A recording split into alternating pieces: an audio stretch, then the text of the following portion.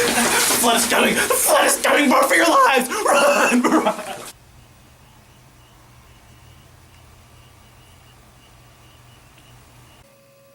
Hi everyone.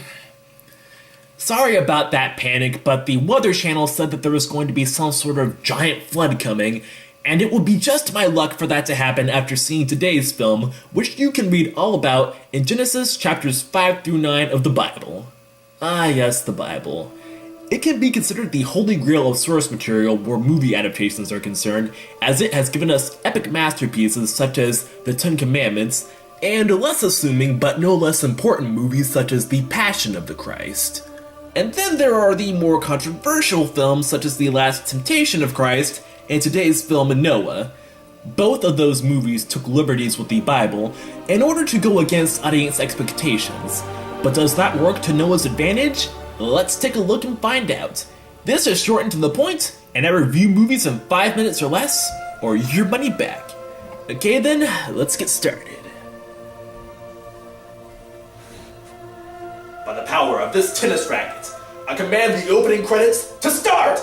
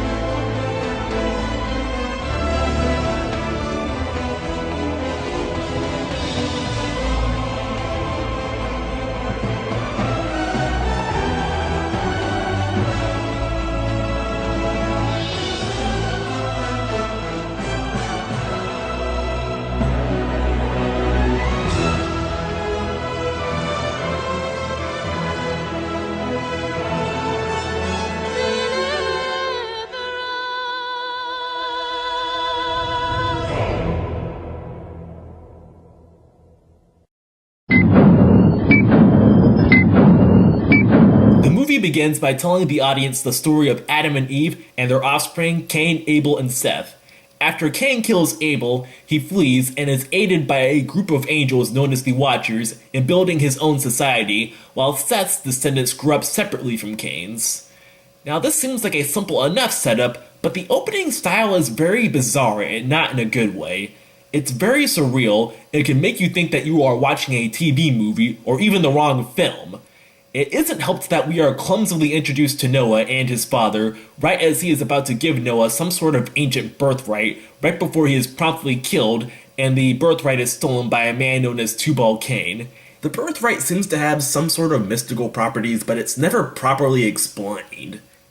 There are also these weird glowing rocks that seem like they might have some sort of importance, but they are only used once in the entire movie, and it's at the halfway point. After that, we flash forward to an adult Noah. Following a surreal dream sequence, he goes to his grandfather, played by Anthony Hopkins, to interpret its meaning.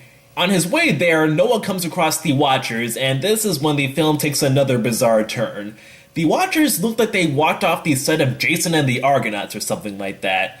The Watchers are fallen angels imprisoned within stone giants as punishment for disobeying God, or the Creator as he is known in this movie for some reason.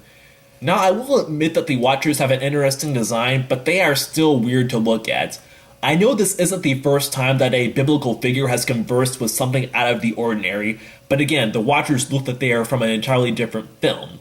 Now don't get me wrong, I have nothing against surrealism, as I am a big fan of the director's last work, Black Swan, but because that was a psychological story, the visuals complemented the movie. In this film, the visuals are sometimes at odds with the storytelling, and that can make for some unintentionally distracting moments such as Noah's dream sequences. As such, this is one of my least favorite first movie acts of all time. Things are thankfully salvaged when Noah finally starts building the ark, and the surrealism is toned down so that more of a focus can be put on developing our heroes. For example, the woman known as Illa, played by Emma Watson, is the barren wife of Noah's oldest son, Shem. She wants Noah to go out and find Shem another wife so that she can repopulate the world once the flood is over, despite Shem's obvious love for her. Noah's second son, known as Ham, also wants Noah to find a wife for him. However, Noah has interpreted God's message to mean that all of humanity must die, including his own family from old age, with no chances of any more children being born to continue humanity. This angers Ham because he does not want to be left alone to guard the animals on the ark. Things are further complicated when Illa becomes pregnant after her barrenness is miraculously cured, putting Noah into a tough dilemma between his duty to God and his family. Any remaining chance this film had to salvage any biblical accuracy is now thrown out the window, but I actually did like how the movie went in this direction. I won't spoil any more of the story, but I will say that it makes for a tension-filled last 2 acts, and it gives the cast plenty of material to work with. Russell Crowe does a good job showing the conflict that Noah feels, while also looking like the kind of guy that could carry out any order God gave him no matter what. Emma Watson looks like she could cry on command and makes you want to hug her through the despair she feels, while Jennifer Connelly does an excellent job as Noah's conflicted but loving wife Name.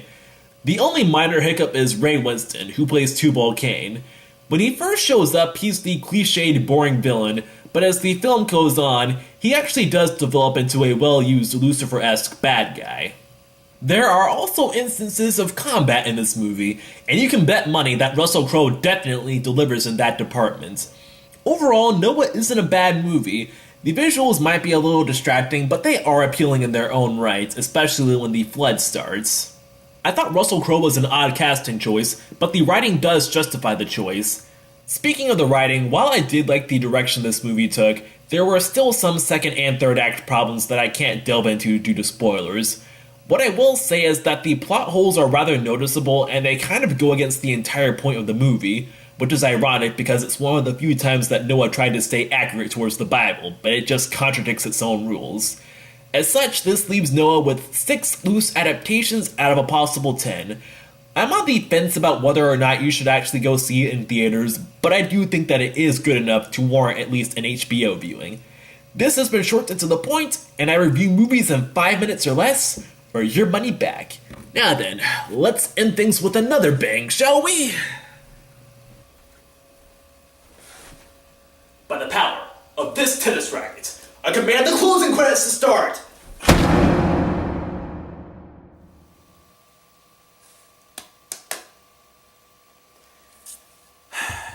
You know, this was easier when Megan was around.